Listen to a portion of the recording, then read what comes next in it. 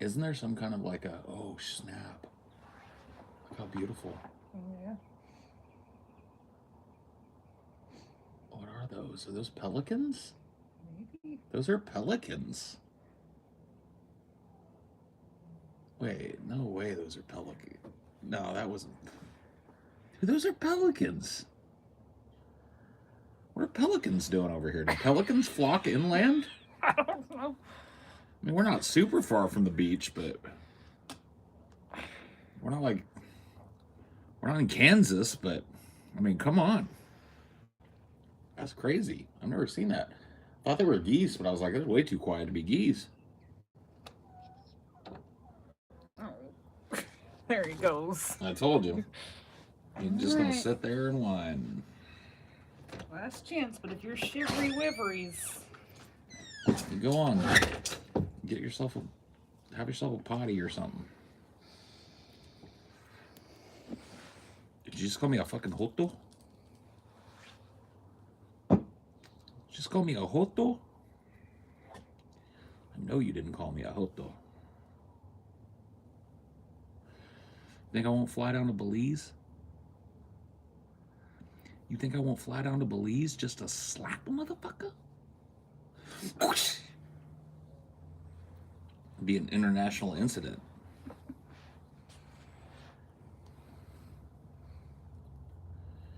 Call me no hoto.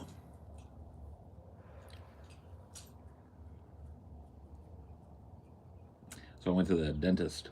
I just actually got back. I had my first root canal of all time. I've actually only ever had one filling in my life. And so I'd never had a root canal. And that was interesting. It was an interesting experience.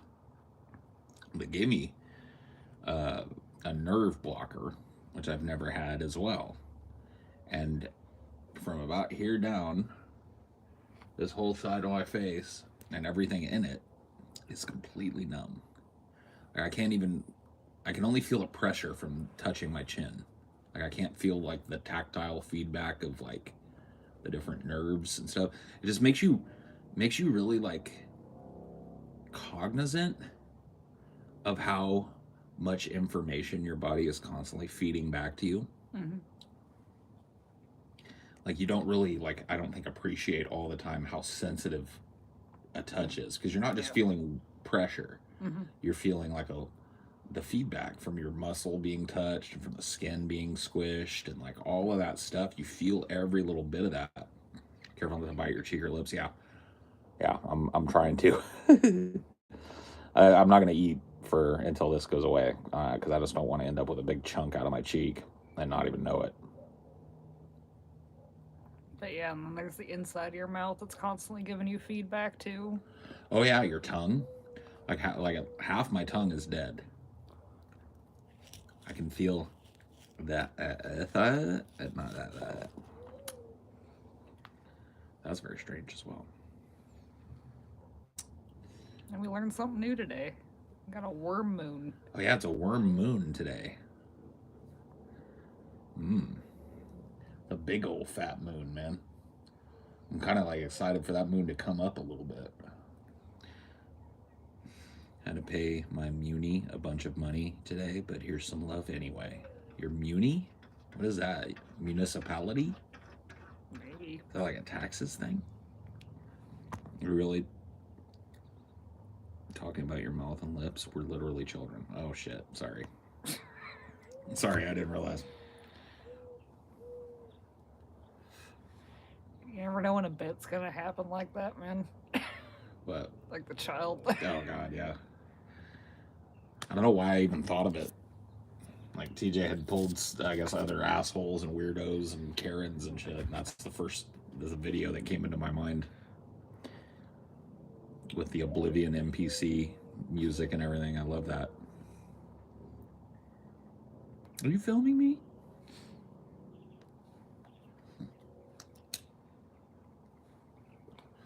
Filming me, sir? A meme for months? Dude, I'm gonna use that every time I get in trouble from here on out. I get a fender bender. The fuck is your problem, man? I'm sorry, dude. I'm literally a child. I'm a child. I'm a child, bro. You can't get mad. You can't stay mad at me. I'm a child.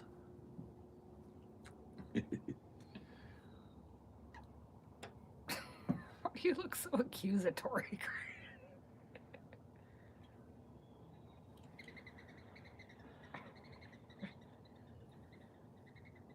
What?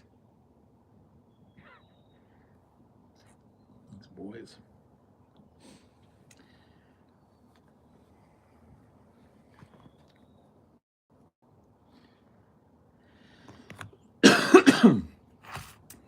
Sir, I'm a child.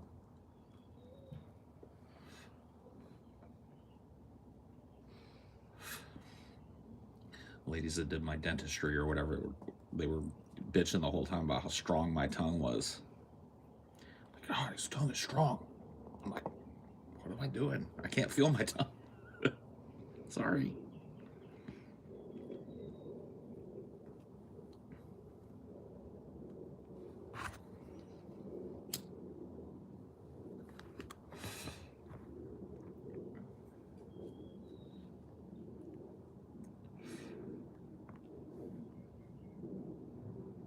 Hygienists are savage. They weren't savage. They were nice to me. They were cool to me. They didn't say anything mean. They hype every guy's tongue up. Oh, got it.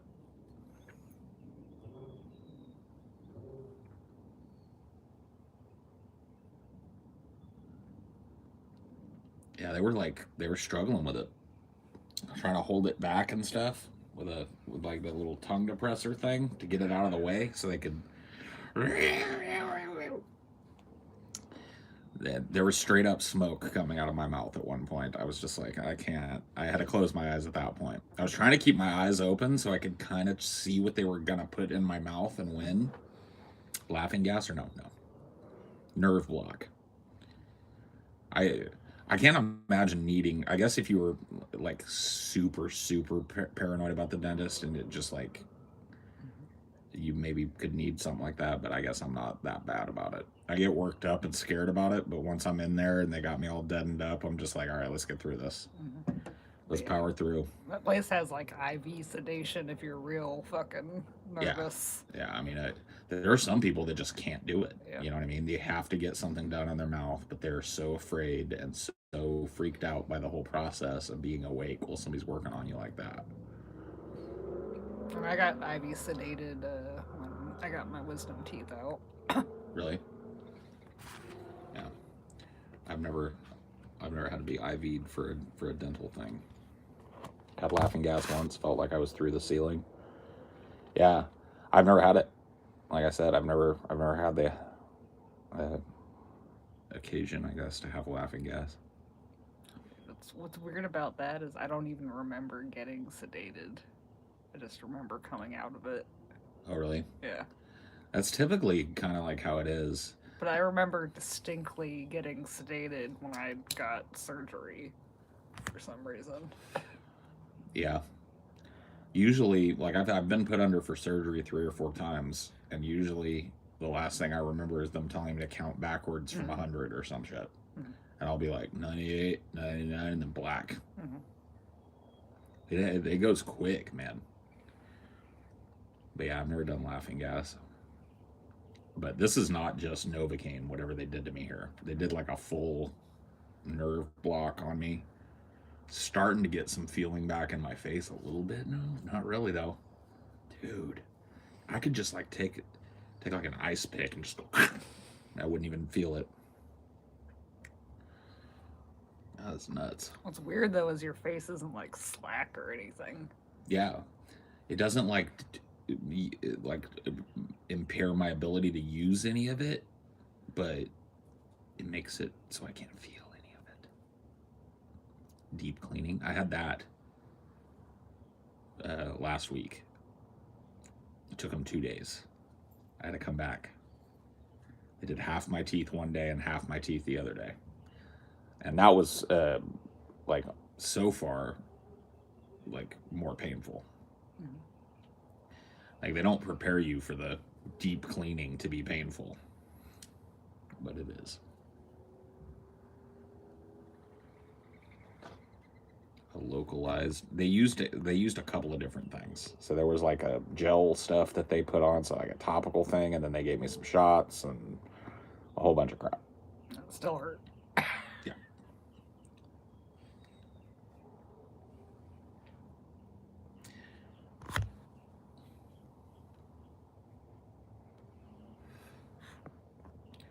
Drink a lot of tea. No, I probably drink more coffee than tea. But they asked me that question too. Mm-hmm. Do you smoke? I drink coffee. Like, yes.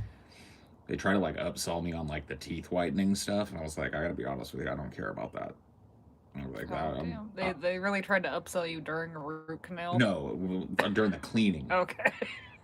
And they weren't even really trying to upsell me. They were just mentioning, like, we can do some cleaning and get your teeth quite a few shades whiter. I was like, I don't really care.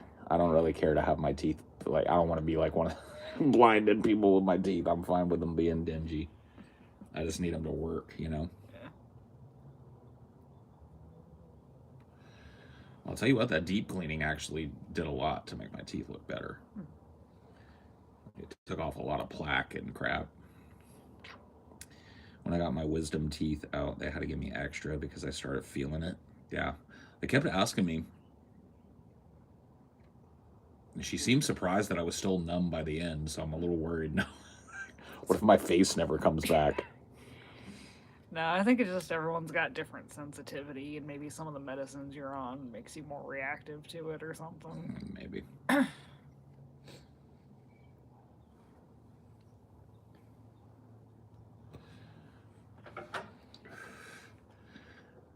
I'm super sensitive to sedation. Like, the last time I had to get it, they were like trying to boot my ass out. It's like, wake the fuck up and get out of here. It's time for you to go. You're supposed to be awake.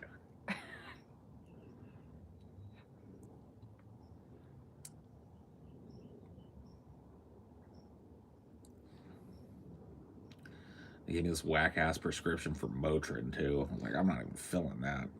That's ridiculous. Motrin. Give me the good stuff, doc.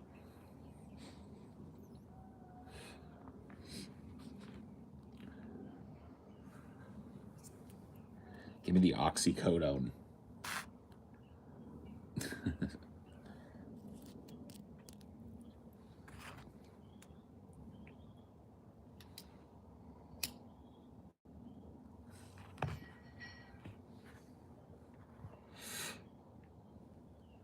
Well, they wrote Morton on the thing. Yeah, I can't It's read definitely Motrin, but Yeah. they wrote Morton.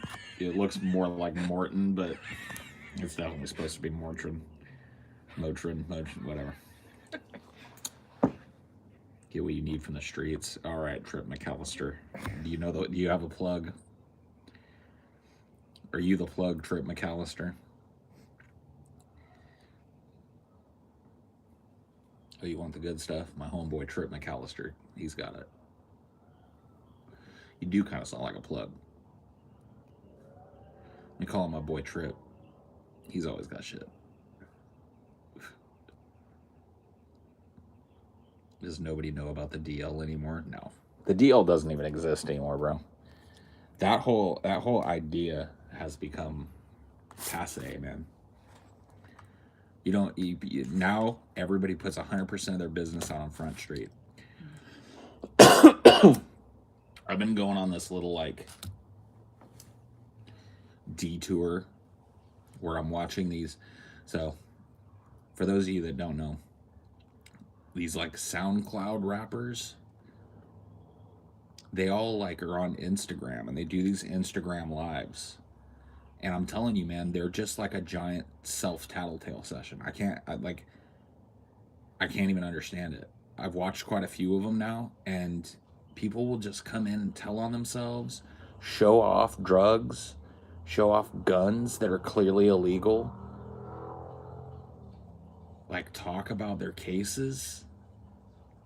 And I'm just like Like their criminal cases? Yeah. Like, oh yeah, I'm going up for this, and I got this, and they're trying to pin me on this, and they're doing this, and then they'll talk about dirt that they've done that they haven't been caught for, deals, and going to visit the plug and showing off their fucking like Robitussin, not Robitussin, but you know, like the lean that they get, showing off that shit. I'm just like, man, dude.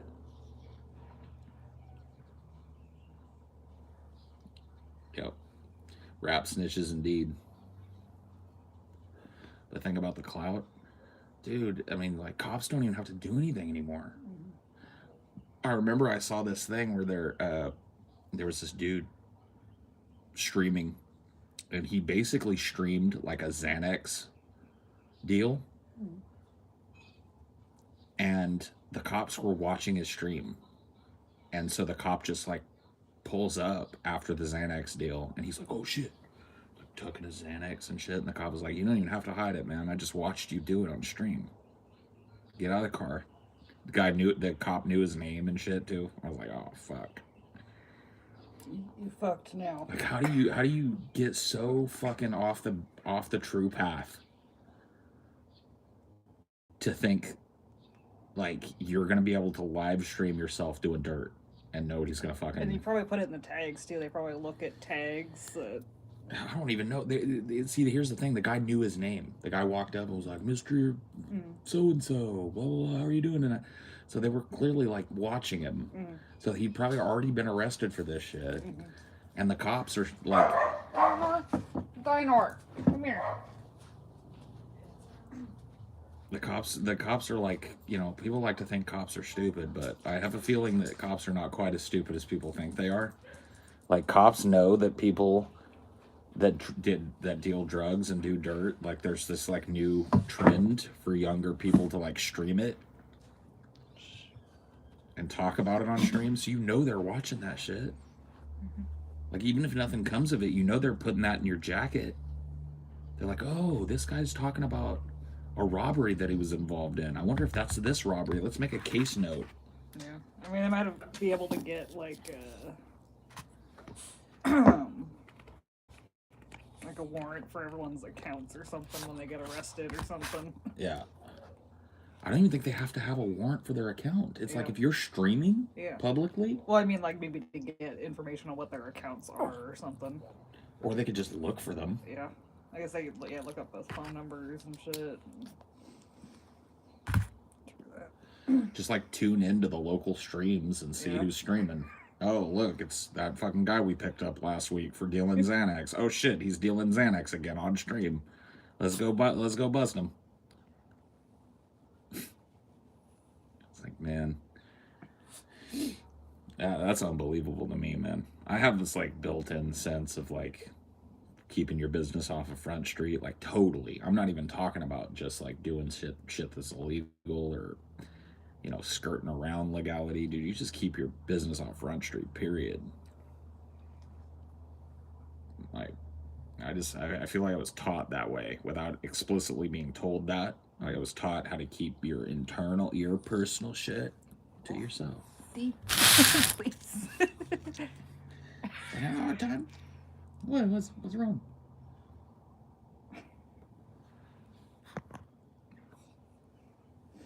They are arrogant about it, yeah. There does seem to be some arrogance about it for sure.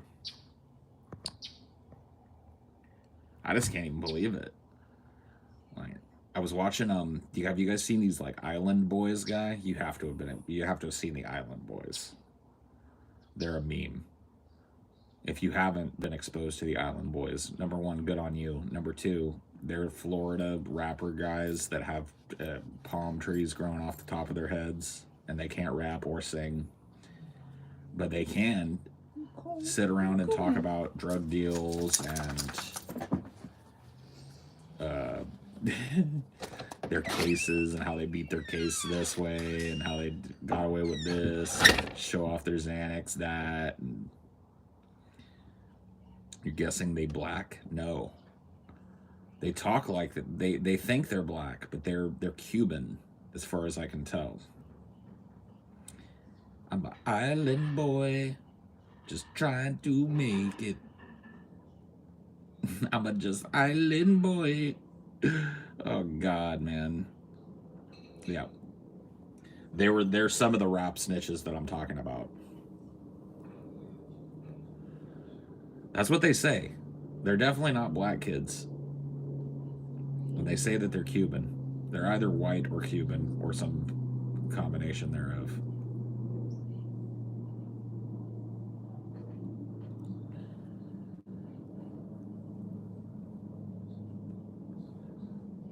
They also make videos on fast cars and basically ruin it for everyone. Yeah. It's a pretty interesting little subculture. I can't really get in. Yeah. They're actually more absurd looking than Little Pump. It's like, like if you Little Pump.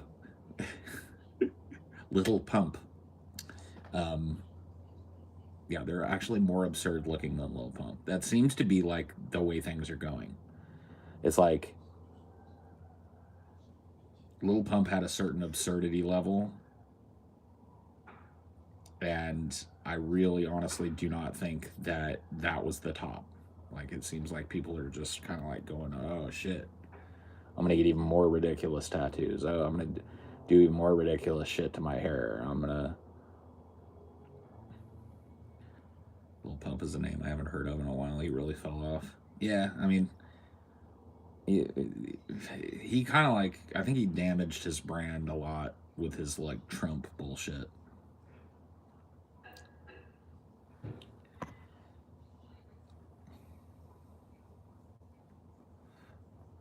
All off-brand ODBs. It's not even really ODB anymore though. Like ODB was just like raggedy. Like that was ODB's thing. These guys are not raggedy. They're all like wearing hella expensive clothes and hella expensive jewelry, or at least jewelry that looks expensive. That's another thing I found out recently is that a lot of rappers, even like big time rappers, get finessed and end up buying like crappy jewelry or fake washes and shit. I didn't think that could ever happen to somebody that had the money. You know what I mean? I thought that like getting finessed for a fake watch, like buying a fake ass fucking Bronx Rolex or something. I thought that happened to tourists, bro. I had no clue that like people that have enough money to like actually get that shit looked at by professionals get finessed, but apparently it happens constantly. I watched a video about it the other day.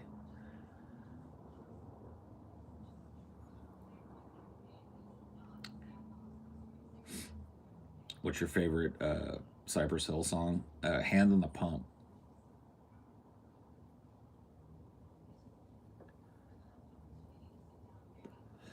Dude, Hand on the Pump is the hardest Cypress Hill song that ever happened.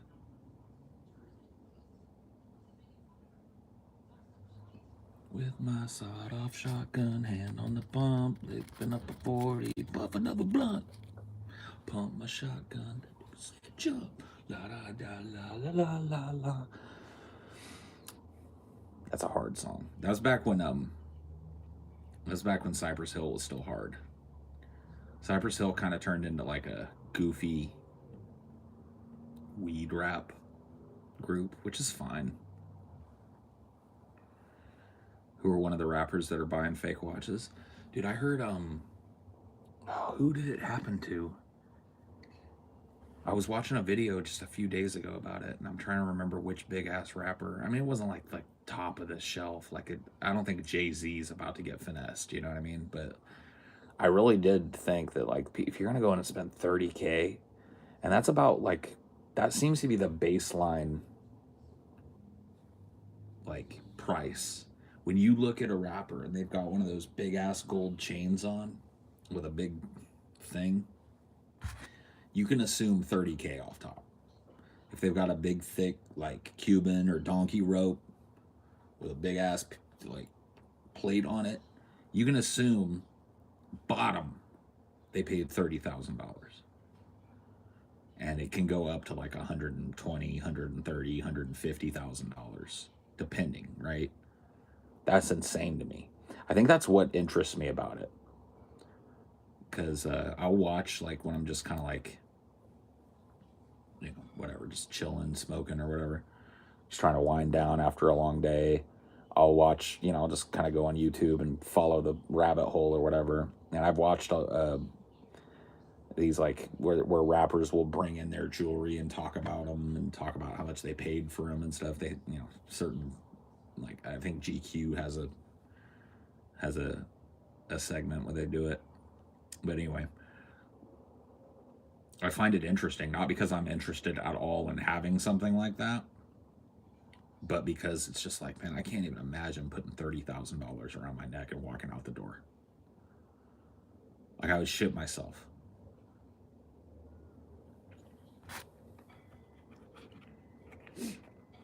Like, I would literally, like, not be able to fucking function in public. And some of them go to, like, absurd levels. Like, when one of these, like, flex rappers gets rich, like Lil Pump.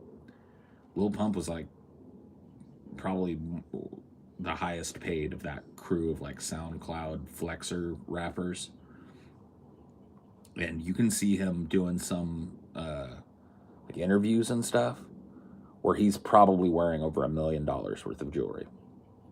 Like, we're talking, like, big, chunky, iced out, bust down rings on 3 fingers of each hand, 2 watches on each wrist. So you talk about, like, the absurdity of having a big ass watch that's worth 80 grand. And how do you get more absurd than that? You get another watch, right? So that started to be a thing. I got 2 watches, one for day and one for night. How do you get more absurd than that? Oh, you get 3 watches, or you put 2 watches on each hand, and that's where it's at now.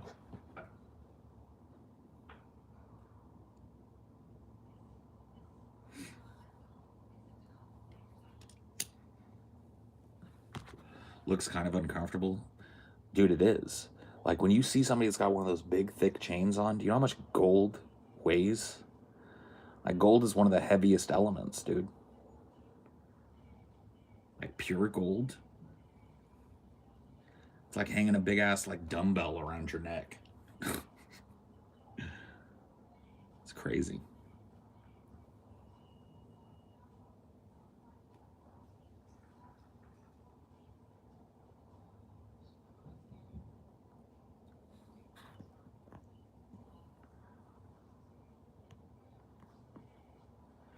That's just the thing, though. It's just like, you have this line in your head where you're like, all right, flex a little bit of jewelry or whatever, it's okay, but this is too much. Dude, other people got different ideas. There's no such thing as too much. Lil Pump eating codeine cereal with 20 rings on, yeah. He's got 2 watches on each wrist, and then, like, at least 1 bracelet on each wrist, all bust down. He's got 2 or 3 Cubans on, and 2 or 3 medallions. He's got a grill in his mouth that's all ice.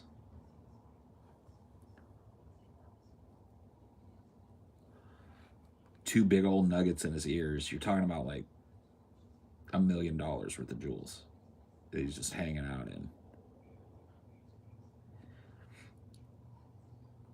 There's a No Jumper interview of Lil Pump that Jareth Gawain is referring to that I go back and watch every once in a while because I just can't even fucking believe the amount of excess in it. It's insane.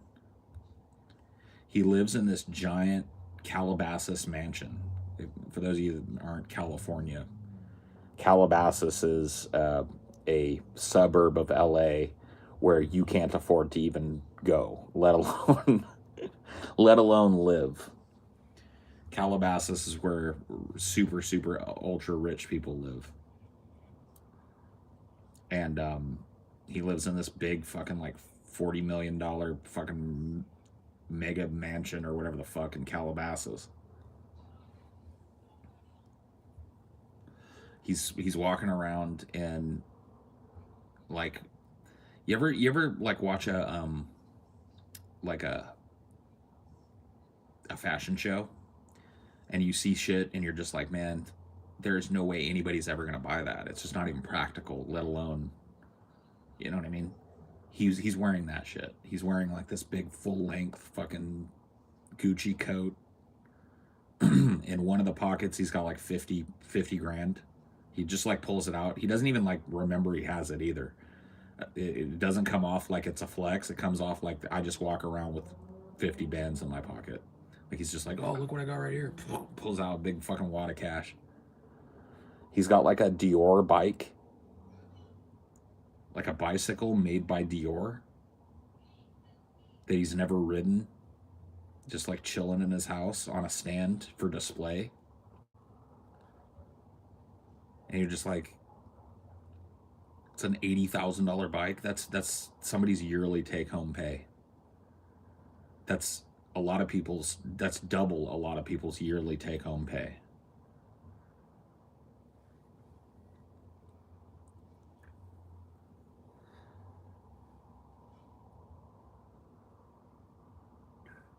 What's a worm moon?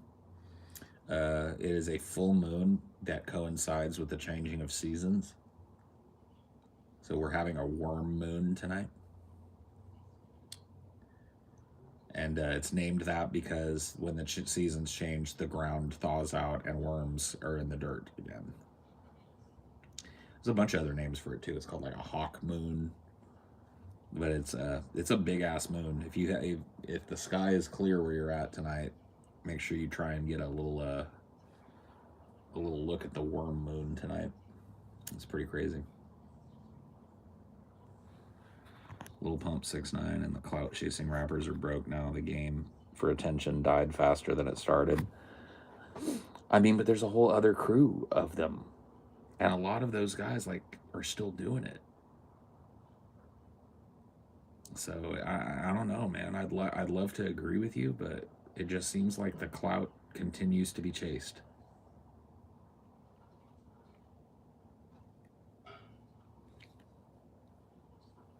Heard any owls at your new place yet? No. No, that's not true. I did hear an owl. Yeah, it's a nice night here. I have to go get something to drink here in a second. Maybe I'll have a beer. Why does a beer sound good? I don't want a beer. I thought it over.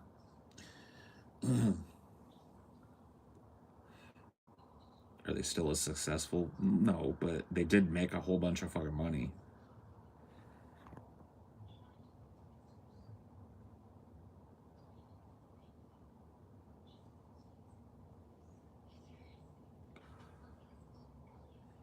What about when paper money becomes more worthless than toilet paper? What then? I don't know. Underrated drinks. What do you mean? Like, what kind of drinks are we talking? Are we talking specifically alcoholic beverages, or are we talking like sodas? Because you're just talking like underrated beverages in general, horchata. Dude, people sleep on horchata all the time. And horchata is like mother's milk, dude. That's the stuff. Horchata, dude. If you've never tried any horchata, get some.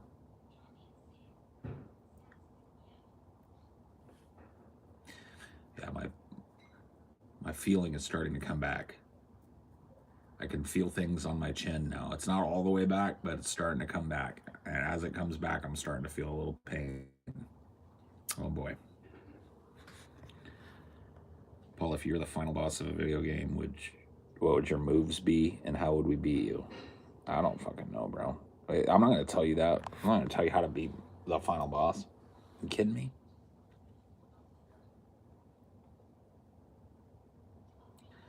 Ever dip a churro in horchata? Yes. What state has the best Mexican food and why is it New Mexico? It's California. Cali Mex. That's the good stuff.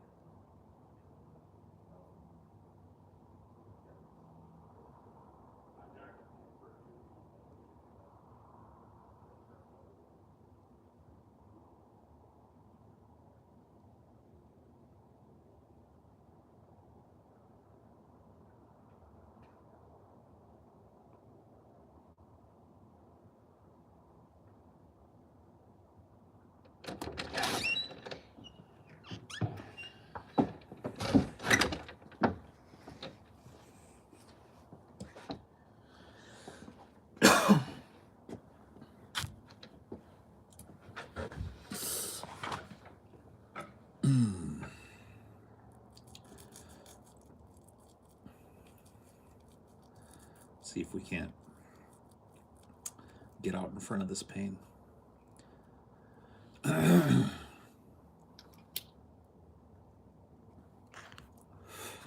People like to shame people who puke after drinking as puking something to be ashamed of or something that should be encouraged. Binge drinking in general is not something that should be encouraged. But it's like a rite of passage or whatever. It's like a sign of manliness if you can drink a bunch and not puke. But ultimately what it comes down to is like you puke when your body is trying to save you from getting alcohol poisoning and dying. So you may as well just get it out. You get to the point where you have to puke, there's no point in holding it back. Just get out there and let it go.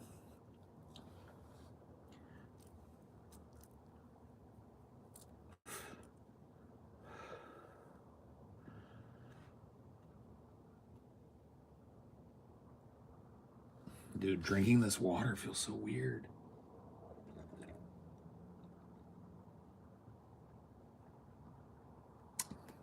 It almost feels like the water is warm because I can feel how cold it is.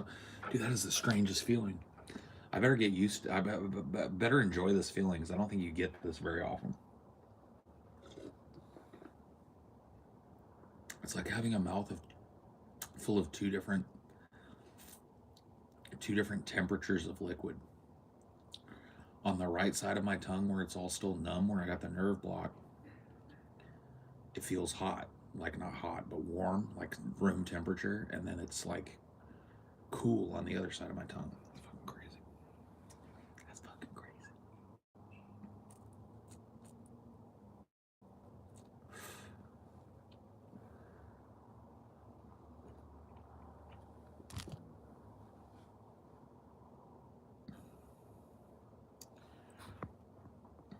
Yeah, I'm starting to get like feeling back a little bit in the extremities. Like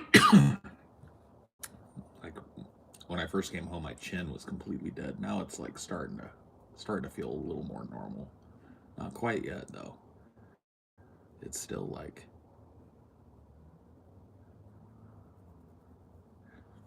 God, so weird.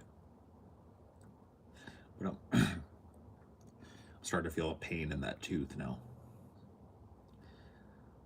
Starting to feel that tooth pain coming through.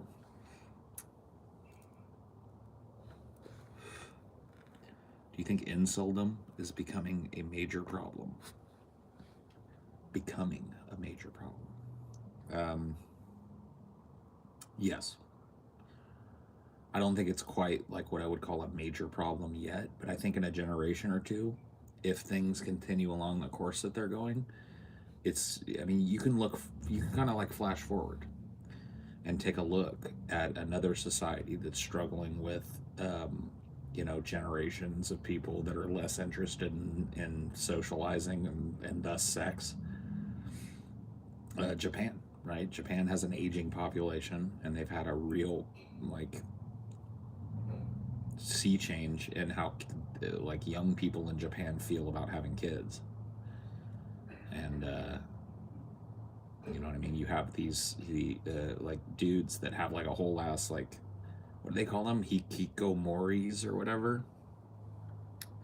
These guys that just like never leave their house, never talk to anybody, live in constant like social anxiety, and lament the fact of how lonely they are and how they can never find anybody.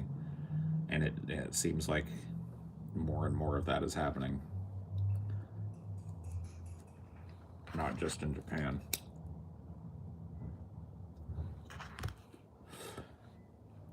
And then like kind of, the combination of the internet and this more extreme kind of ideology creates some pretty dangerous people.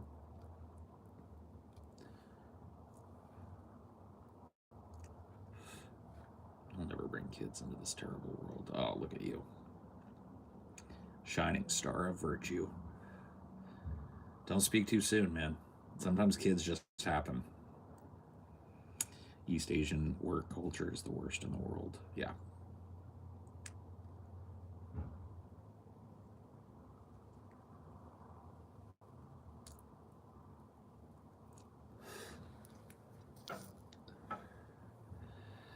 What do you think incel ideology is spreading?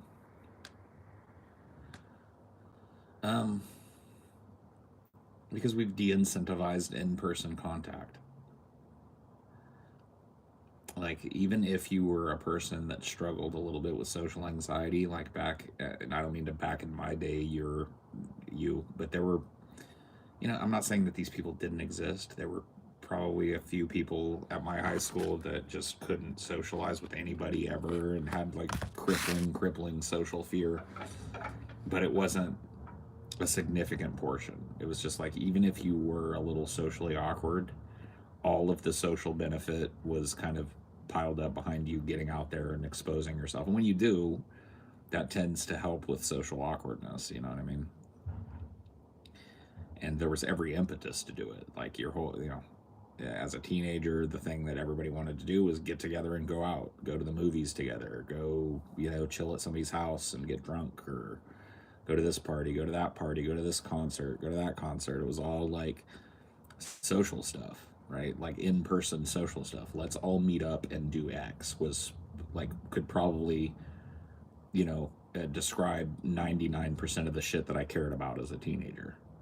And now I have a feeling that I know that kids still go out. I'm not saying that everybody's doing it, but I have a feeling that there's a larger group of people that aren't as concerned with getting together in person, that kind of do their own thing, kind of like maybe have an online community that they're a part of, and they play a lot of video games or whatever.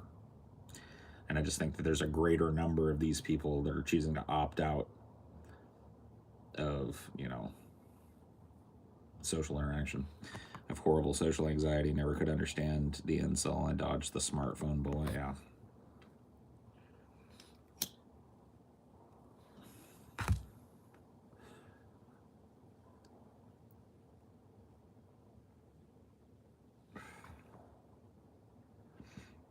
COVID probably influenced its growth too. Oh, I know it did, for sure. Yeah, absolutely. You're absolutely right about that. It hit the gas pedal on something that was already rolling downhill, in my opinion. I think that the truck was in neutral and rolling downhill before COVID, and then when COVID happened, it like started the engine and hit the gas on the truck. But yeah.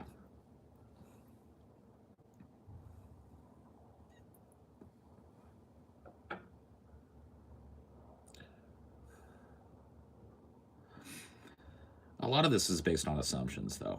I really couldn't tell you with any kind of authority that less kids are going out to parties and getting together in groups, or going here, going there together. I really couldn't tell you that with any kind of authority. I'm not a teenager, you know what I mean? And I typically don't find myself hanging out in places where there's a bunch of teenagers. So maybe that's influencing, biasing my view on this a little bit. But from what little bit I've talked to younger people, it seems like, in comparison to my teen years or whatever, that there's been like kind of like a de-incentivization of hanging out in person.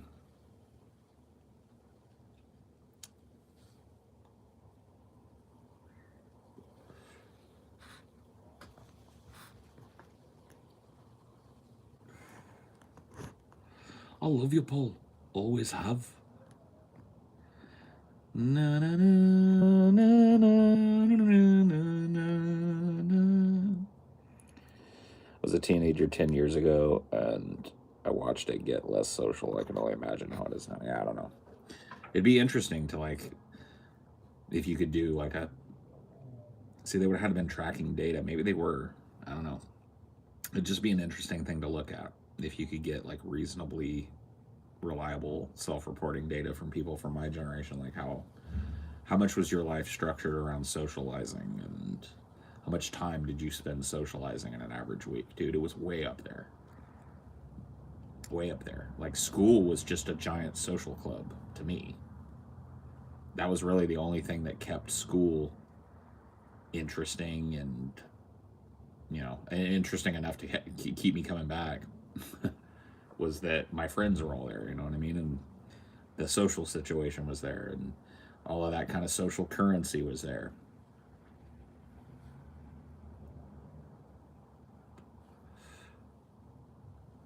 Very interesting how social media has made many people antisocial. Yeah. Well,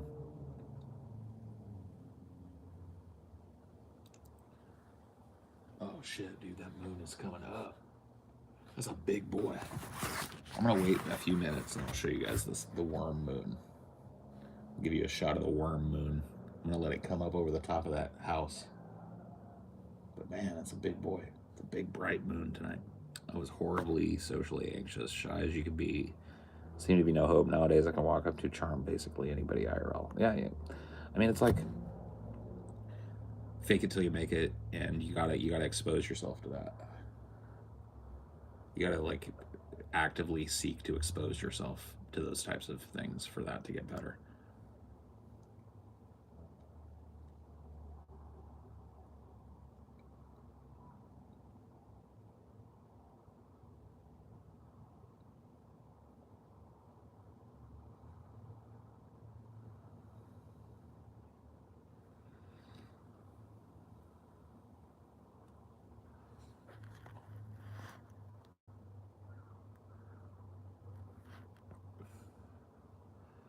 These tests need to be measured. Socialization is important. With it all being shut down in many ways, I think it's important to study the effects. Yes. Worm moon. The worm moon. The worm moon.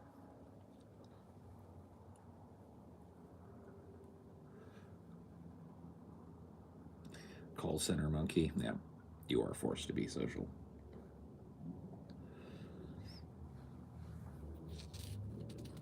Like, I don't know, man. I feel like there's not as much need. I don't even really think it's people not wanting to be social. I just think that like there's not as much need. You can kind of like sort of fulfill those social needs, but not be social.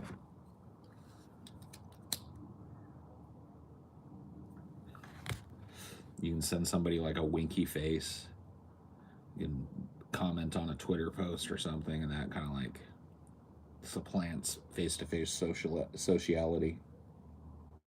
Oh yeah. Okay. Let's see it. Let's see. Let's look. The worm moon rises. Dun, dun, dun, dun. Behold, the worm moon. Dun, dun, dun.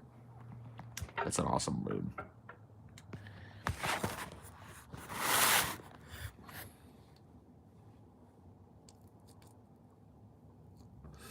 You ever look at the moon, man?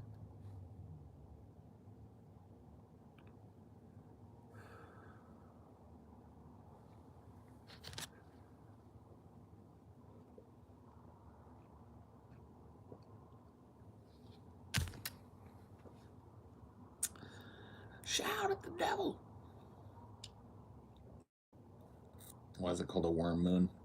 It signals the changing of the seasons. The ground is thawed out and worms return to the soil. So it's a full moon, not quite a super moon, I guess, but a large full moon that coincides with the changing of the seasons. Called a worm moon, a hawk moon. I'm trying to remember the other ones we looked up. There's a bunch of different names that they're called that it goes by, but I like worm moon, so I'm going with worm moon.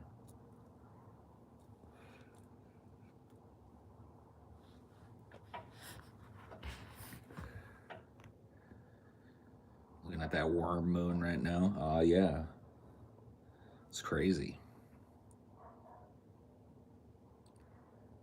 That's where I'm stuck at. I don't see the point of socializing with people. I do see the point. I just always assume it'll be more trouble than it's worth. Here, try to think about it this way. And this is something that really, like, I think is going to have a lot of impact. There's a statement that you've probably heard a million times, but you probably haven't thought about a whole lot. Some statement like 70% of all communication is nonverbal. Sometimes it's like 80% or 90%, right? And I don't think a lot of people understand what that means. Like, it's not just eye contact. It includes all these things. It includes eye contact. It includes facial expression. It includes especially the expression that's inherent in your eyes, hand movements, just all kinds of physical gestures, nodding. You see how I nod my head back and forth when I talk, and blah blah blah. Blah. All that's part of this. And then there's an effect that happens called mirroring, which, the other person will kind of subconsciously oftentimes mirror your posture and your movements and your body position. And that's just part of the empathetic process of information transfer in person, right?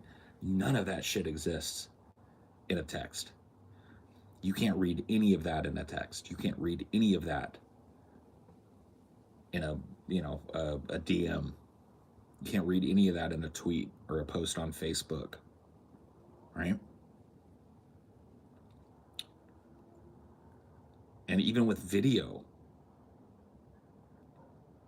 there's a disconnect. Like, I guess the best you can do is like kind of like FaceTiming and shit, but that's considered to be like a special occasion kind of thing anymore. You FaceTime your mom once a week or some shit. Like, kids aren't FaceTiming each other all the time, And you, if you're kind of adverse to socializing, probably aren't like actually speaking to people a lot. That's a problem, man. You can, yeah, you're right, Cynic. You can be very purposeful with your mirroring in a way that it helps to open another person up. But for most people that aren't trained in how to do that and haven't practiced it, it's a subconscious act. It's part of empathy transfer.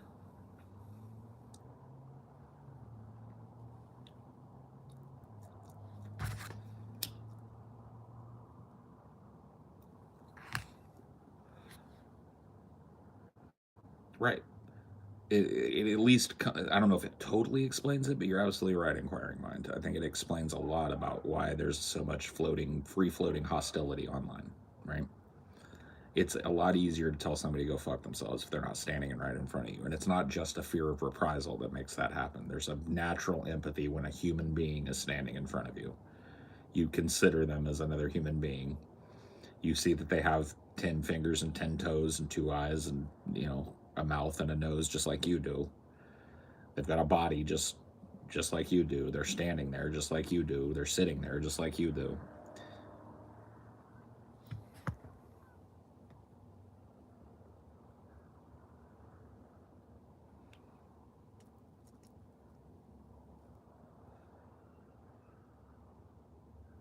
My little bro has no IRL friends, and he was 10 times more social than I was at his age. Yeah, I don't know. It's just one of those things that I think, I've talked about it before here. It's not just cell phones, it's just like the whole kind of like internet at large as a medium for people talking to one another.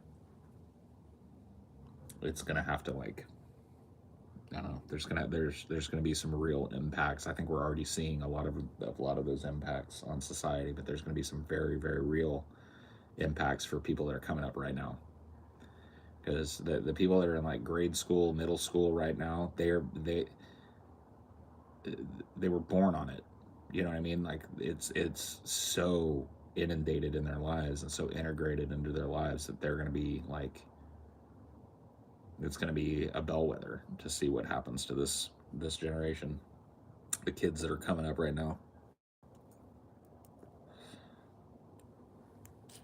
But I suspect.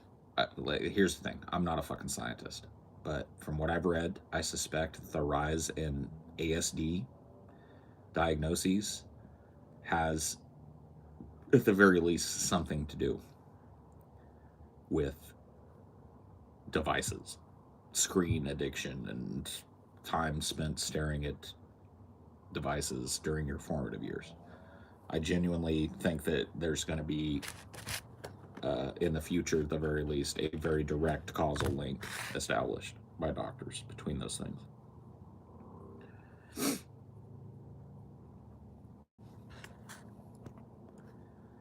I think lots of digital physical behavior barrier has led to weird behavior like insuldom. What do you think? Yeah, I mean, I think that it definitely is a contributor.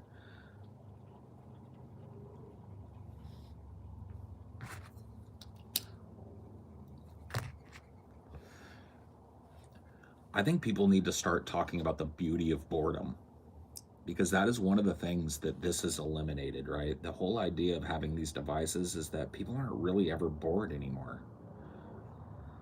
Dude, boredom is a fucking fantastic motivator. Take it from somebody who experiences ennui and boredom quite a bit. It's a fantastic motivator.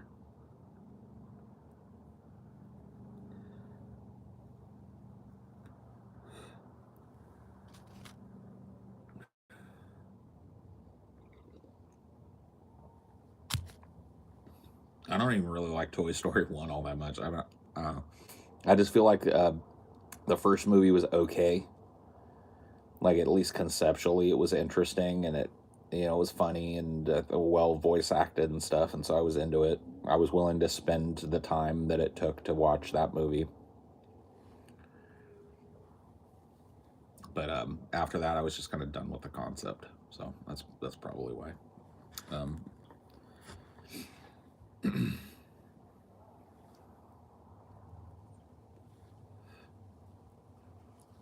See, that's what I'm talking about, boredom.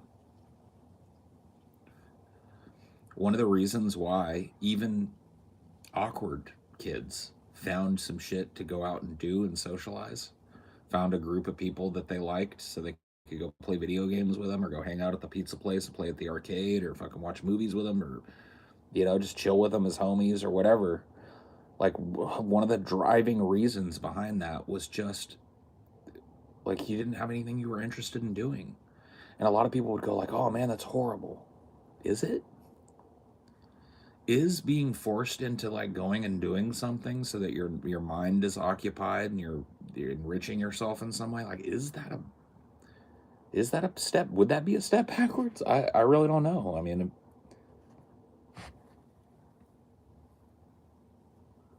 thank you, by the way, Riley, for the $5. Sorry if that wasn't like an expansive answer, but I haven't watched Toy Story 2 in a long time. I just remember going like, eh.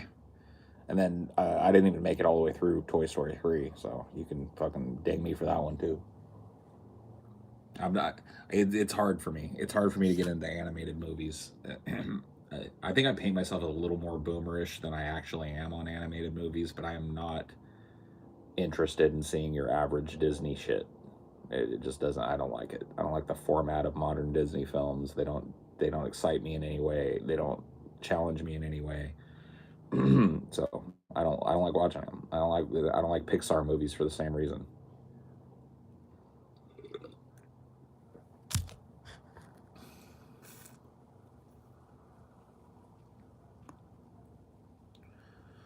Wasn't on board with the beauty of boredom thing until you said it was a great motivator. Good point. Well, yeah, no, I mean,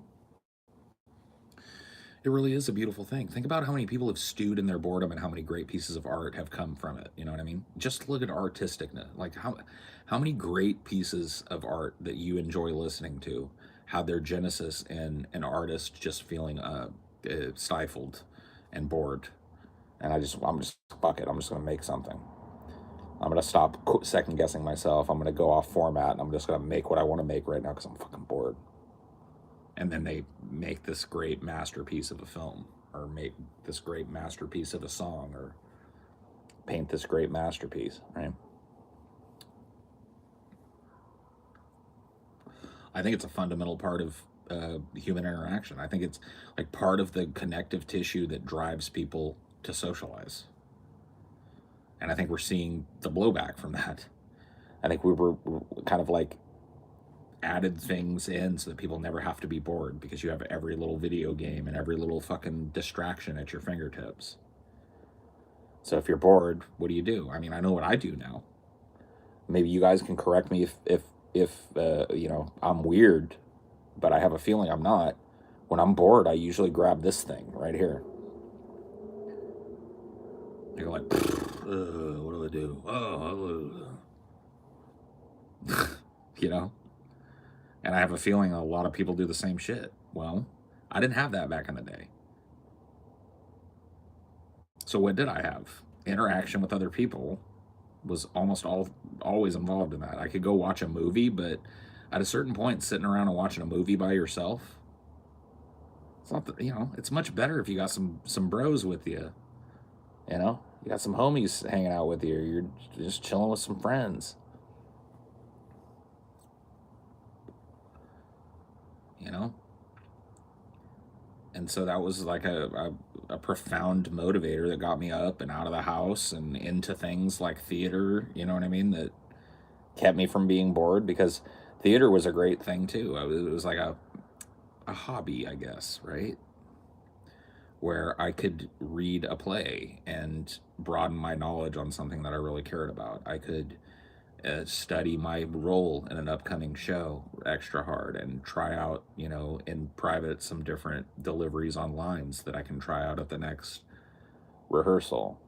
I can read the entire play again and really look at how my character comes in and comes out. And you know what I mean? Like all of that shit. You can broaden your knowledge. You can broaden your horizons. But all of that was, social at its core.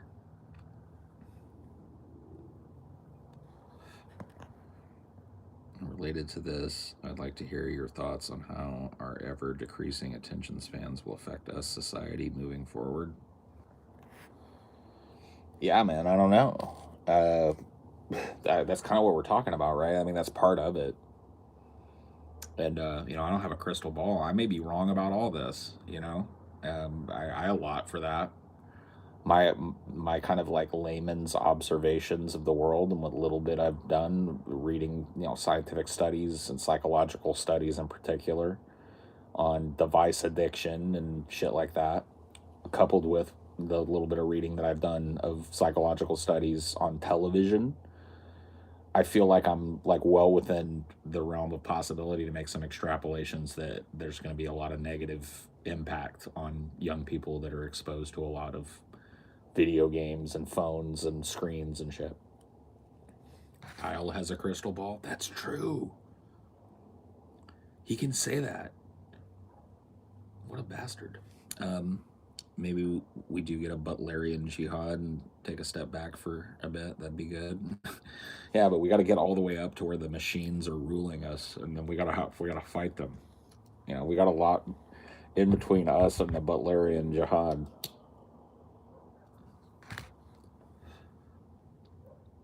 I think it's going to be a while before any of that happens. I don't know, man. I know that it has a negative impact on my psychology. My psychology is incredibly, obviously negatively impacted when I overindulge in things like social media or just news in general, right?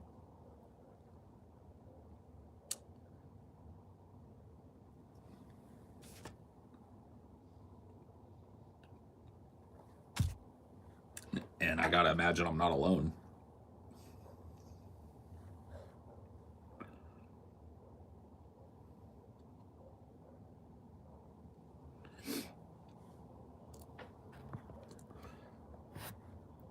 It's weird. On one hand, there's TikTok. On the other hand, people watch Joe Rogan for 3 hours. There's not a really, like, I don't know. There's not, it's a difference in presentation, and that's it. Like I've never scrolled TikTok, but I've scrolled the bastardized YouTube version of it. That's basically people take their TikToks and put them on YouTube, the YouTube Shorts thing. I've seen how it works. It's constant, right? It's just a dribble of shit. You watch something, it takes about 30 seconds to be done, maybe a minute, and then you're on to the next one, another minute, another minute, another minute. You're still sitting and wasting time with a multi-topical kind of like exercise. That's what Joe Rogan is doing. He's, jumping from topic to topic every couple of minutes.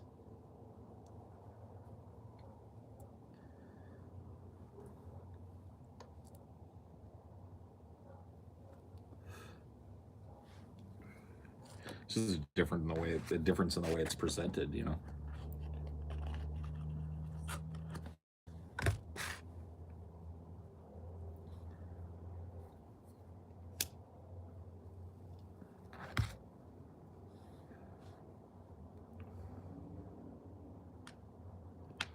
I've gotten caught in the fucking loop. Yeah, the dopamine loop. Yeah. I've definitely seen like, an hour disappear and go like, what the fuck am I doing? I've just been like slack jawed and glassy eyed for an hour going like, it's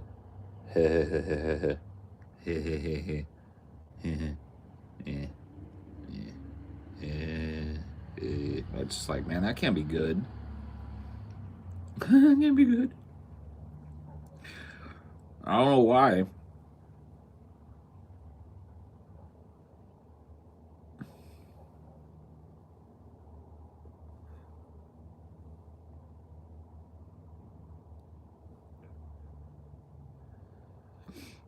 I don't know exactly why that can't be good, but I do know that that cannot be good. Probably bad. Probably a bad deal.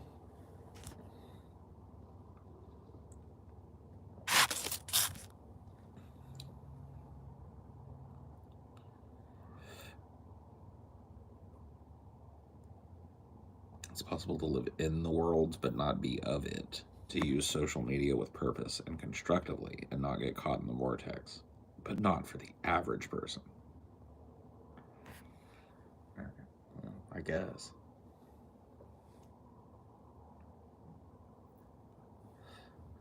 I guess so.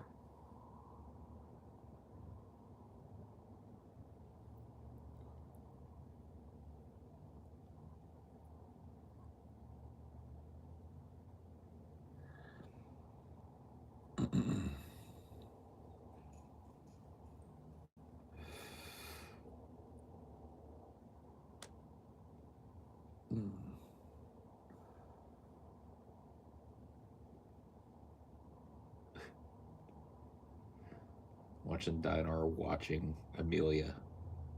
She's standing in the kitchen texting, and he's just standing there like looking at her like she's the sun. It's so cute.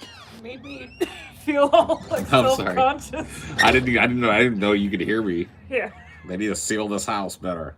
I'm sorry, I didn't mean to make you self-conscious. I was actually looking more at him because he was looking at you like you were the rising sun. Like you were standing there texting. You looked cute, but he was just like doot, doot, doot, doot, doot, doot.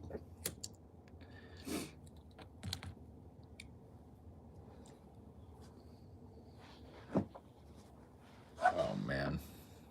What? It's starting to hurt now. Oh yeah.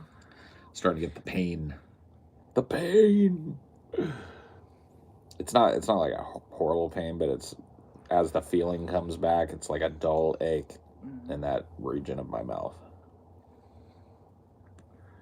Doesn't feel great. Hello, cricket. See the worm moon? Oh yeah. It doesn't look as big over there as it I know. did when we were driving home. Yeah, it was way bigger on the horizon today. It's bright though. Mm-hmm. Bright and full. I can see the man in the moon. But yeah, it was cooler when we were driving home. Yeah. Yeah, I had a root canal today. My first root canal, so I'm not prepared for what's in front of me. Yeah, I was not a fan. I mean, it didn't, like, I was lucky they gave me enough stuff to stop the pain, but it just sucked. It's the sounds, I feel like, that are the worst part of the dentist. The sounds, and you can feel the vibrations from it, and Yeah, the moon is awesome tonight. It's a worm moon, yo. What were the other names for it? A hawk moon? Geese moon. Geese moon. A goose moon.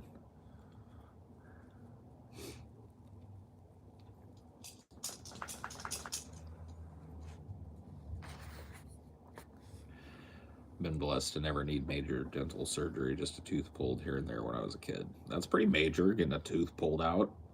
I had 6 pulled right before I got my braces. Oh, jeez. They didn't want to wait for all my teeth to come in to start doing the braces. Fuck. That's horrible. But that meant, since I started so early, that I was almost done by high school. That's nice. I think I got my braces off sophomore year. Yeah. I guess that's probably the time I got mine off too. But freshman year? I don't know. Did you have to get the jaw widening thing? Yeah, I had this thing, and my stepdad had to stick this little screwdriver in and like pull it a little bit more open every day. Oh, fuck that bullshit. Hell no. I had crazy shit. I had the little rubber bands I had to wear, and I was horrible with wearing them. yeah, I mean they suck. They're hard to wear. They suck. I had braces. My mouth was a goddamn bag of dumpster fires. Yeah, mine was too. I had braces for a long time. That's why I'm like I went 20 years and didn't go to the dentist, because I just like that was my experience as a kid was just constant pain. And so I developed a fear of the dentist. I just don't like it, man. I wonder how many dentists get bit accidentally every year. Oh, it's definitely an occupational hazard. You know it is. I accidentally bit my orthodontist one time. Yeah. It was just so in there. Yeah. What is that fucking? I was listening to this Harlan Ellison short story. I'm a fucking freak for Harlan Ellison stories. I'm trying to remember. I think it's called just like Operating Room or something. But it's about like, and he wrote this back in like the 70s or 80s or some shit. He wrote it a long time ago, and he was talking about how the story is about doctors right after they've just been replaced, like doctors that have just become doctors or been doctors for a long time, and right at the time when they've become replaced by a surgeon, like a robot that can do what they do but better. And so there's this transitional period where doctors are still employed to observe and to talk to the patients and stuff, but the doctors, especially surgeons, feel like that they're just like useless now. And so the whole story is told from the perspective of the surgeons. And so like there's no real consideration in the story that it's better for people who are getting the surgery. It's a very like egotistical story from that perspective. Like it's because it's written from the perspective of a doctor that's been replaced. And I just like, it really made me think about like, because I don't think I'd ever thought about that. Like I know that there's baseline resistance from doctors, but I just figured that someday it was just going to come out. You know what I mean? And doctors, it's not going to matter if they move out of the way or not, but there's going to be a lot of salt. Whoa, that's a big moth. Remember when you did that robots episode? The anesthesiologist pushed hard against that machine that did it better than them. That's right. They basically got it out of commission just through sheer resistance. Yeah, you'd be better off having the machine monitor you and be your anesthesiologist, but because anesthesiologists whined about it, you don't get that. You think most doctors are in it for the money or for the nobility of it? I mean, why not? ¿Por qué no dos? Money and notoriety. And just think of the sheer amount of investment they have to do to be doctors. Like, you'd be pretty fucking offended if you went to school for 10 years and then became obsolete. Yeah, well, that's the whole point of this, that like the doctor that this is told from the perspective of is a new doctor. Yeah. Who had barely just gotten to start doing operations. And then all of a sudden this auto doc thing comes out that can do everything better than them, and now all they can do is observe it. And it's told like it's a horror story, but it's only horror because it's told from the perspective of the doctor, and the way he describes the machine is like he uses like, because he's obviously like he hates it, right? And so while you could probably have some like another writer or something describe the machine in a way that's not horrifying, he's like, you know, it's tentacles sticking into every orifice on their body, and it's cold metallic prongs prying open their rib. You know what I mean? It just, the way that he sees it. Yeah, but to the patient, they don't give a But the fuck. patient is fucking in la la land. The patient is out. And they don't realize that you're doing the same shit to them. You're sticking tubes in every part of their body, and you're rummaging around in their chest too. Yeah, and fucking they're human. It's like they have to literally like write on you like this leg, not this leg, and shit. It's ridiculous. It's just basically like it made me think about that perspective. Like, what is going to be the perspective of these people who gave their whole lives, like spent hundreds and hundreds of thousands of dollars on their education, and then 6 months after they, you know, pass the board exam and can start doing surgery, this robot comes out, and hospitals start buying them. You know, that's crazy. But it would be so much better for people because, well, yeah, like part of the reason that they're paid so much is because like their insurance for malpractice is so high too. Yeah, for sure. Where are you scooting? Go potty. Go take a dump.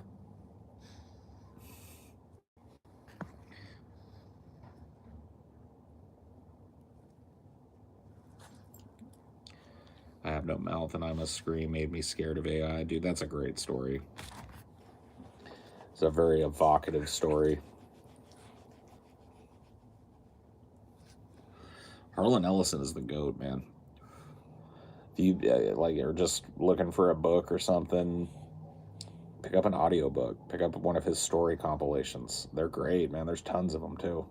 Yeah, Neil Asher has like some short story compilations too. Yeah. They're good.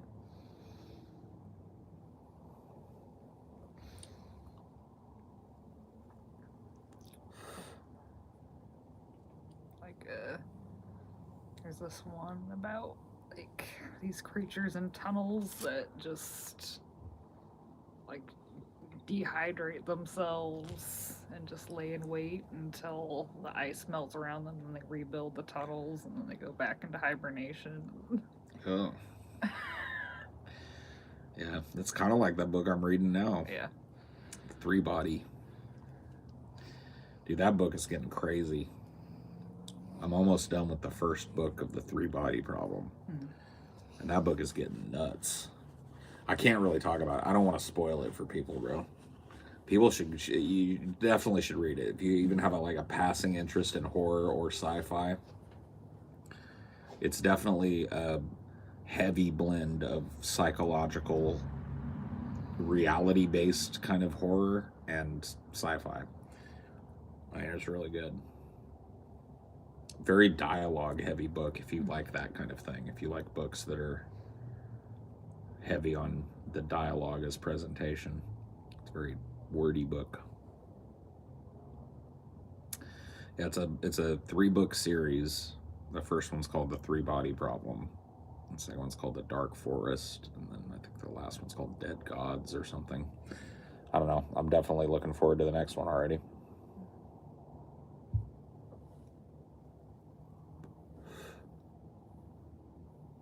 Apparently there's an animated series for it. Oh, that's cool. I thought it was going to be like a Netflix series as well.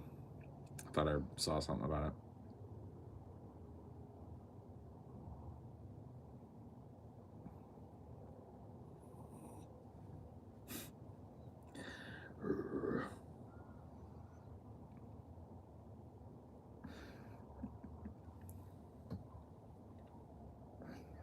Trying to break your stare. He's just like,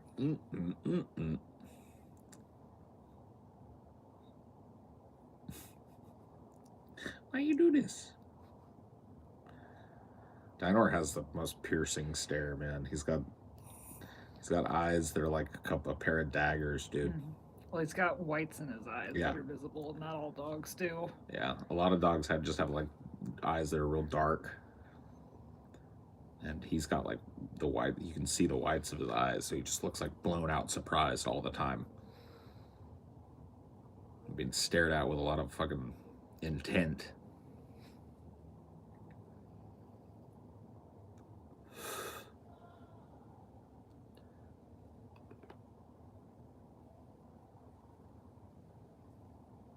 Oh. Yeah, it's the Shih Tzu and Chihuahua in him that gave him his big old eyeballs. Mhm. At least he doesn't have like the crazy underbite of some Shih Tzus.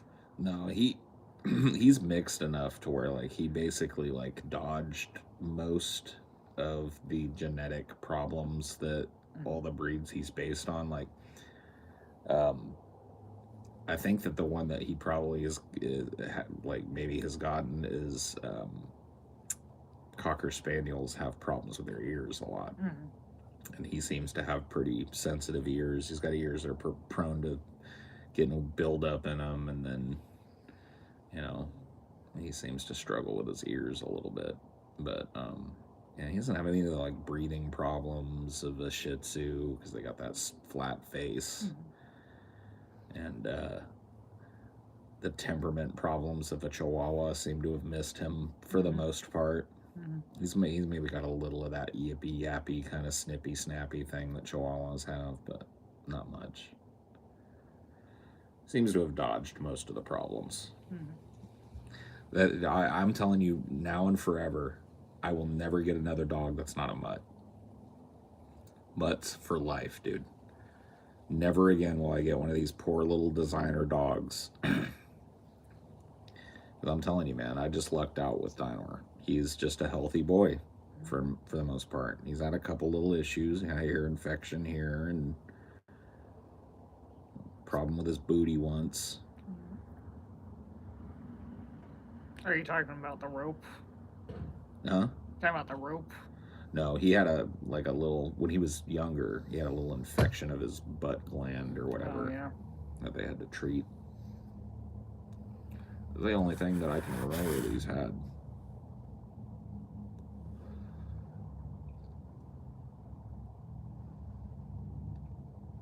And just a tummy troubles. Yeah, I mean, he's just a picky eater. He's got a picky tummy, but it's not that big of a deal. He hasn't been it lately, though. He hasn't puked in a hot minute. Well, that's because we don't feed him anything but his food. Yeah.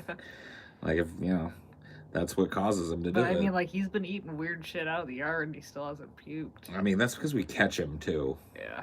Before he can devour whatever it is, like dried out frog carcass or some shit. A snail. He's definitely gotten some of it. I've caught him eating both of those things, so it could have been that. I've caught him eating a dried out, desiccated frog. I caught him eating a snail multiple times. I've caught him trying to eat snails. Cat shit. It could be any number of things over there. He just likes some escargot, man. I remember one time I'd taken him outside at our old apartment, and he was kind of like wandering around on his leash, and I wasn't paying attention. I was looking at my phone or something while I was walking him down there to poop, and I caught him eating something. I was, "What are you eating?" I went over there, and there was like 5 Velveeta cheese slices in the package on the ground, and then there were like 3 of them that had been ripped open and licked clean. So he ate 3 Velveetas off the ground. So who knows how long the Velveetas had even been there. That might have been like 5-day Velveeta. Hey, at least it's Velveeta. If you're gonna have 3-day-old cheese, Velveeta's the one you want to have. I guess so. I assume it was, it was like the little American cheese slices in the little plastic pack that you have to zzz, zzz. He ate 2 of them in the time that I just didn't pay attention. He would manage to get 2 of them open and devoured. And then he had the shits. Oh. No Velveetas for you. Oh, jeez.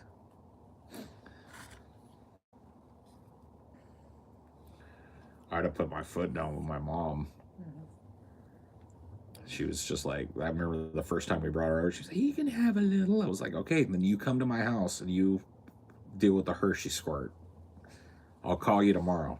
And you can come over with the mop and you can you can clean up the Hershey squirt. And you feed them whatever you want.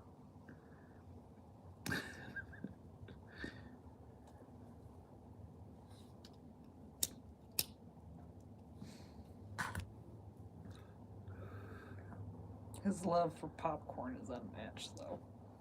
Well, that's one of the things that he can eat.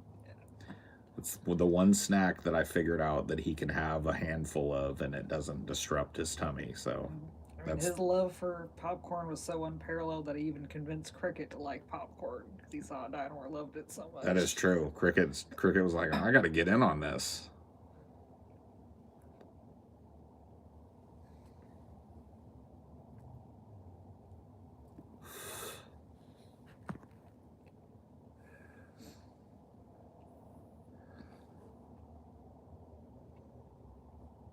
Wonder how an AI toilet would experience an existential crisis.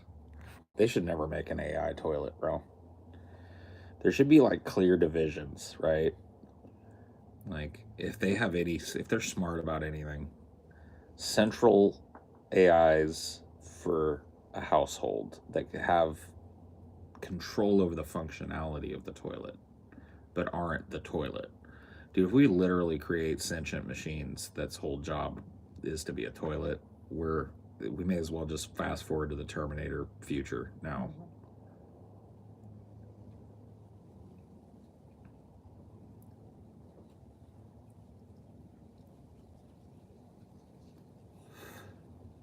An AI toilet will probably happen. It better not. We better be smart enough not to make an AI. And I'm talking about any appliance too. Mm-hmm. You need to make an AI something that can control multiple appliances and stuff. The problem with that shit is updates. Like there's already internet integrated like grills and stuff. People will have it go through an update and in the middle of trying to cook something. Yeah, I mean, it seems like something that would be easy to get around just with proper planning. Like have updates only happen at times when, both occupants of the house are asleep and have it done in stages so nothing's ever really down for long. But yeah, I don't know, man. A glitchy AI that you rely on, I don't even want to think about it, bro. But it's gonna happen. A half decent person would refuse to use an AI toilet. I know, I would have a hard time. I don't know if I'm a half decent person, but I'm probably quarter decent. I would definitely take a moment to think about it. But if I had to go, sorry, AI toilet.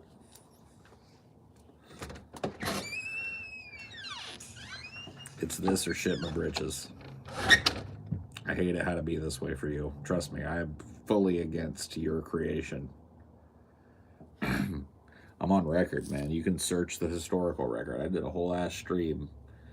I think it was in like March of 2022 or some shit. I did a whole stream where I talked about how cruel it would be to create an AI toilet. But right now, bro, I just ate 3 bowls of fucking piping hot Cincinnati chili.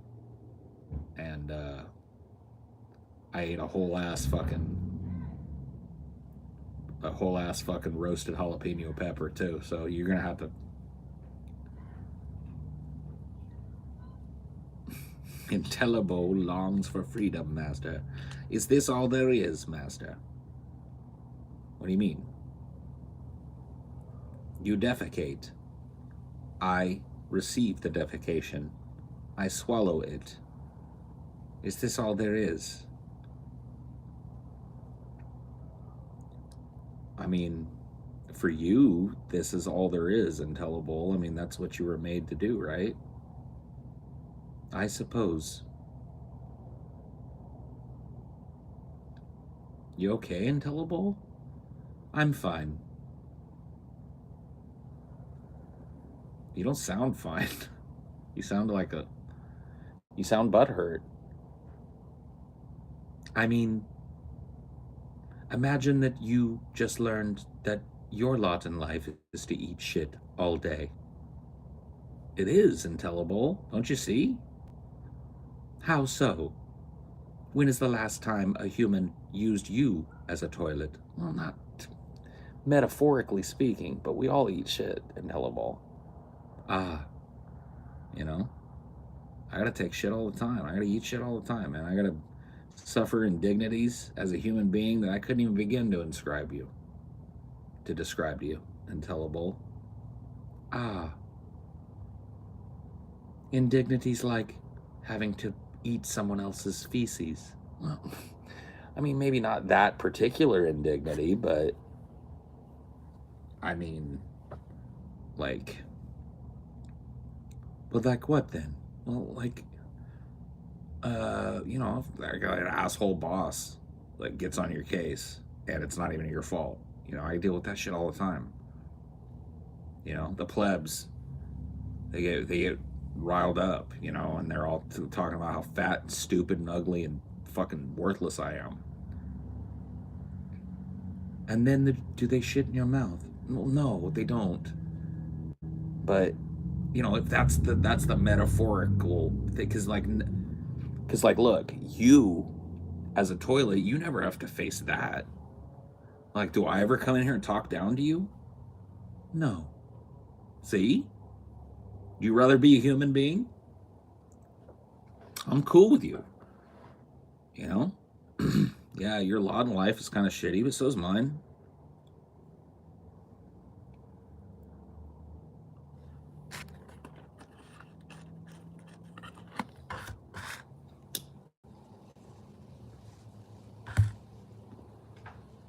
Thanks, I feel better. I'm glad. Could I get a little bit of a bidet jet here? I think I'm finished. Certainly. Psst. Thanks, Intellipole. Thank you, Master. Wow. Beautiful moment. Hopefully, every owner of the Intellibole will be as kind as I am.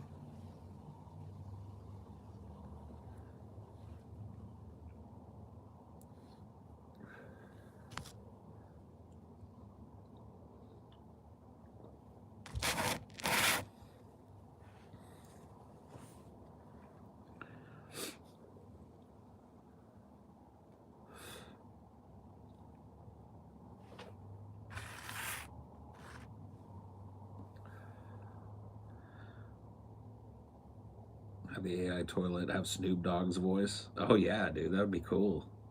I don't know if I would want Snoop Dogg to talk down to me while I pooped out. Like, it might be funny one time, but I think I'd start to get a complex about that. Oh shit, here he come again. Big stank. What's up? What's up, sewer guts? Damn. I hope you had a little bit more fiber since last time. That shit was stanky. Like, oh my god. Intellibole. Yeah. End Snoop Dogg replacement program. Return to default. Certainly.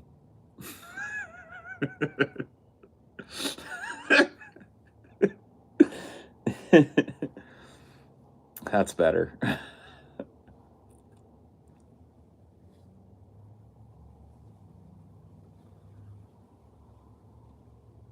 Who would be a good one?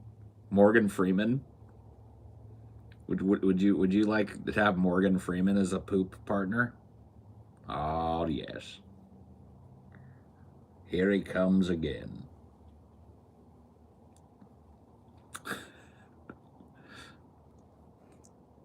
It'd be pretty neat.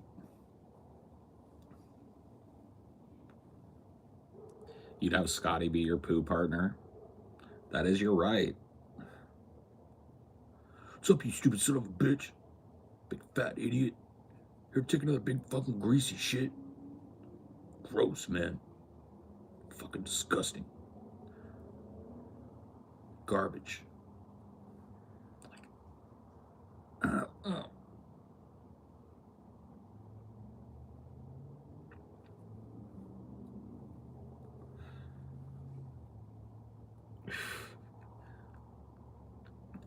Get a Vosh toilet, dude. Welcome back, my guy. You brewing up another brown baby? Ah, just a leak this time, Vosh. Ah, my favorite.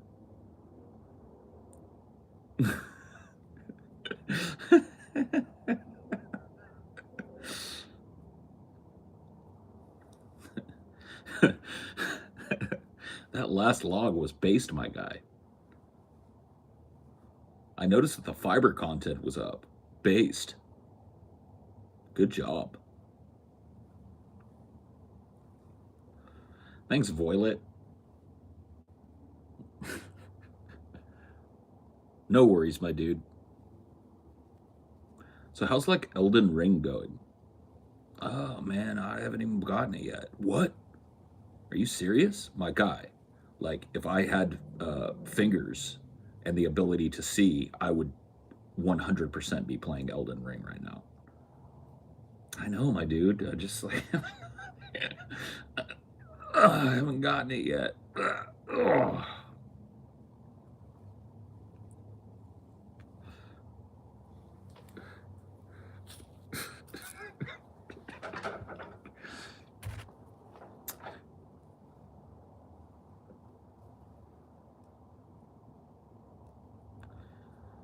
The TJ toilet, dude. Oh, here comes this stupid fucking faggot again. You gotta take another shit? Didn't you already shit twice today? I swear to God.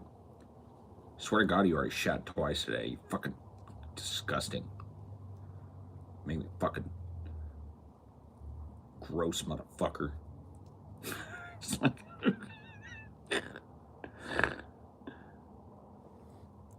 Oops.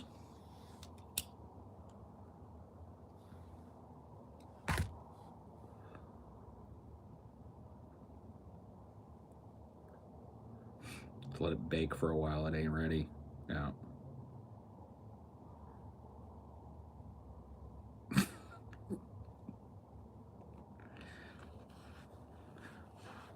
Yeah. TJ toilet, could I get a little bidet action? That's the dryer, man. Sorry. Error. I don't know what the fuck's going on, man. I swear to God, I hit the button the same way I do all at the same time. That was a bidet. Oh my God, this new update is ridiculous. Just fucking like, you're gonna change everything around. Nothing makes any sense.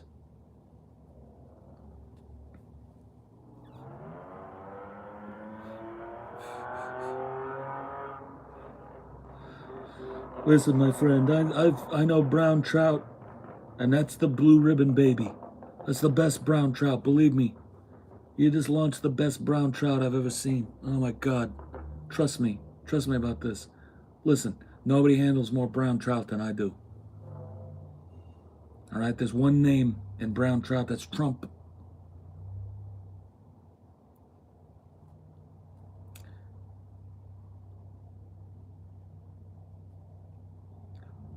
I hope that you have increased your fiber intake. Like I told you last time, it's very important to keep your fiber balanced as you get old. So I hope that you took that to heart. Thanks, Birdie Toilet. I did. I actually got some fiber bars. Oh, some fiber bars. Yeah. Whatever happened to, you couldn't just get some steel cut oats? I don't really like oats all that much. Oh, steel cut oats are the best form of fiber, though. Just to let you know. Oh, thanks, Birdie Toilet.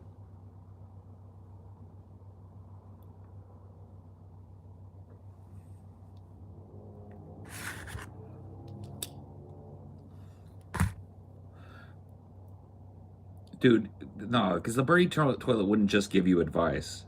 You could have him he would talk to you about like political stuff too. He'd put you up on game.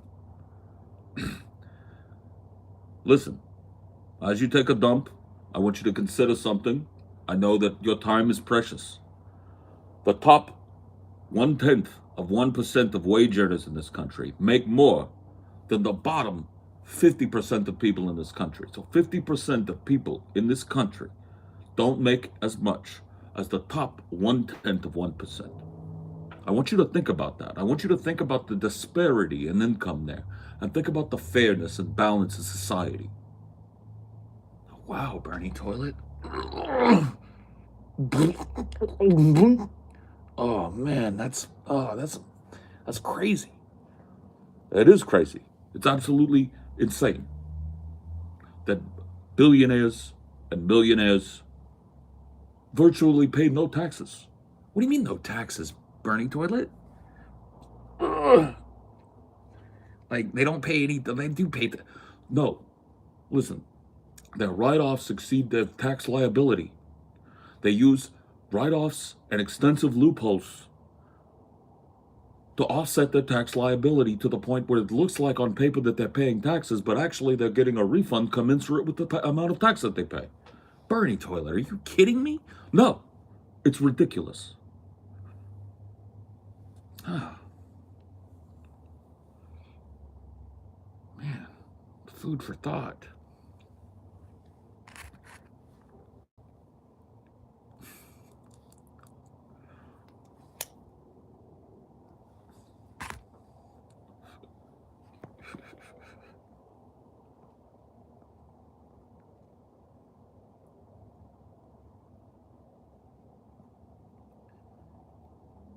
Oh yeah, dude, the AI toilet's gonna be all about propaganda.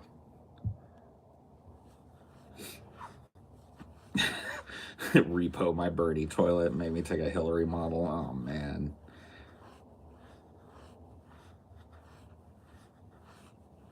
Welcome to your bathroom.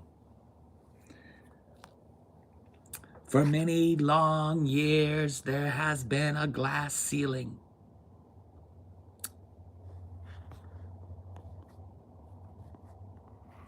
Pokemon come to the bowl. Pokemon come to the bowl.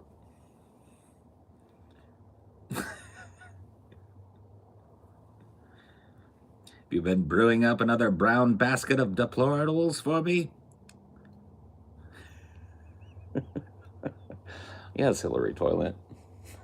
Actually.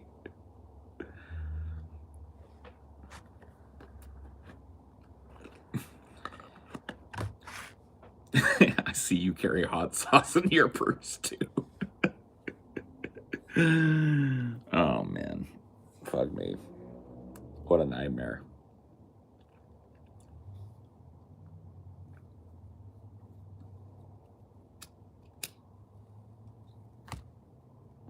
And people ask why I smoke, because I want to see that shit. I don't want to see that at all. Have you gotten the Mike's Bites edibles yet? Have you gotten a profile pic yet? An AI toilet probably would just scan your stool and sell your health information. Yeah, probably. Well, yeah, that would definitely be a part of it. Would you like me to order you some of those oat bars that I talked to you about? I don't know, Bernie Toilet. How expensive are they? Let's see. I can currently get you a deal. They're usually $15 for a box of 18, but there's a sale via Amazon that will allow me to get you the box for $10.99. Wow, that seems like a pretty significant savings. I go ahead and order that. Ordering. It'll be delivered in about an hour. Thanks, Bernie Toilet. You're welcome.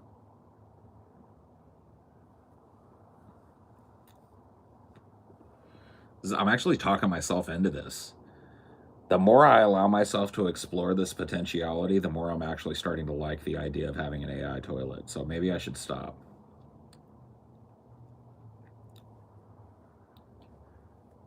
It's starting to sound like a good idea.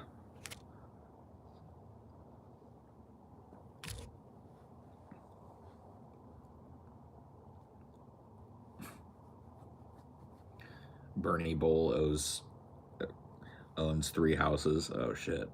bougie Bernie bowl. This guy's gonna take another dump. Hello, sir. Are you here to take another big, giant, disgusting dump again? Yeah. Are you here to like fart and um, take a big fucking dump again? Oh yeah. You disgust me. Shut up, butthead toilet. Oh, you shut up, dickweed. All right, fine.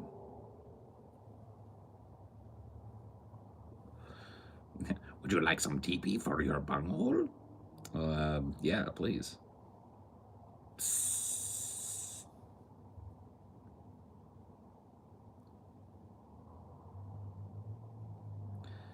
TP for my bunghole, yo.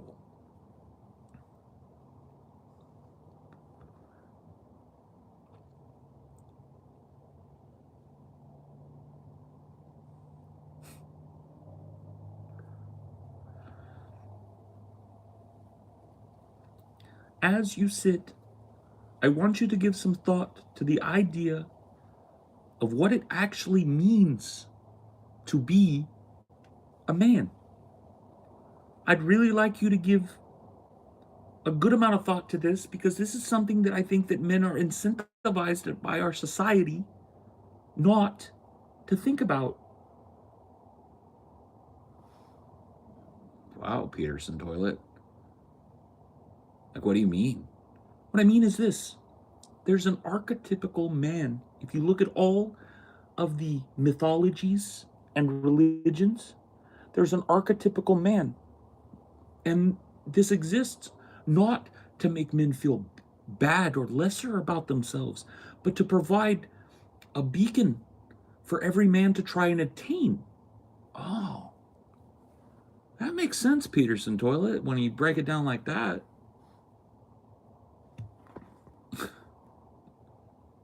Jordan Peterson.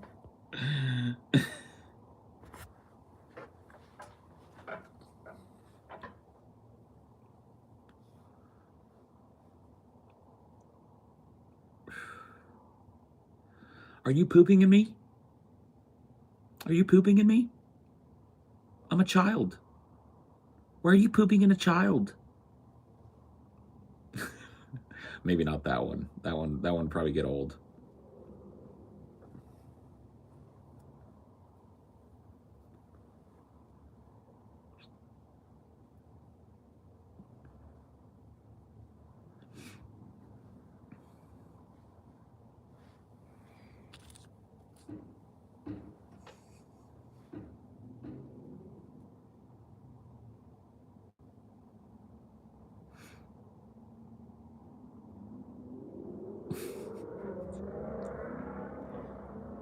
Peterson toilet, man.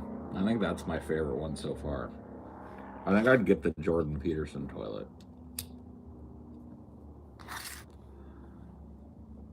Because it's just like it's background radiation. Plop. Yeah. Yeah. Oh, yeah, that makes a lot of sense, Peterson toilet.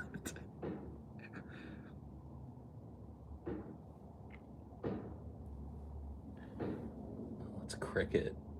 Cricket is on top of the refrigerator, trying desperately to get inside of a cabinet on top of the fridge.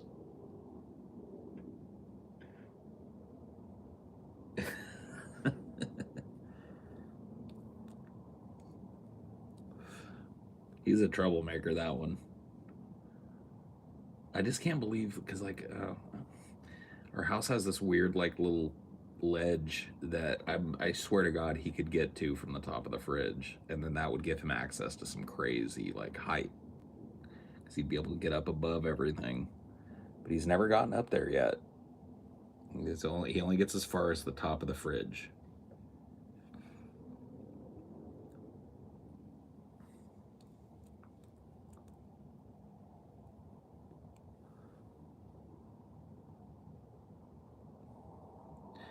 Dude, we all know what toilet TJ would have, dude. He'd have the Manson toilet for sure.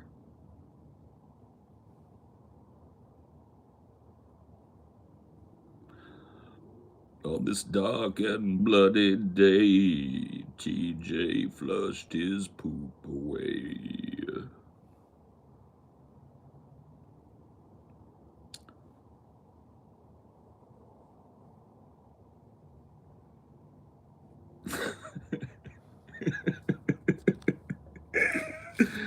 Oh, shit, man.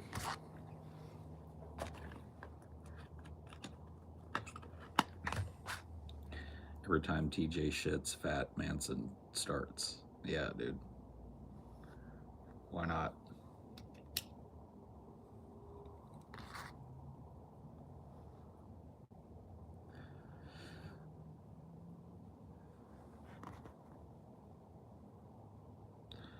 Have you seen the Evan Rachel Wood doc on HBO? I actually haven't. I didn't even know that, like, it hasn't been, like, recommended to me. What's it called? Or did it just come out? I'll watch it, dude. I'll watch that shit. A Ric Flair toilet. I wonder what that one would say. I think a hyperactive anime girl toilet AI would suit you best, Paul Senpai. It's Senpai, dude. Fake weeb.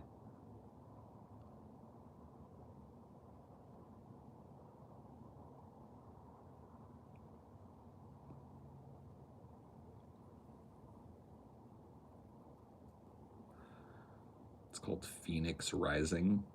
All right. Well, maybe I'll check it out.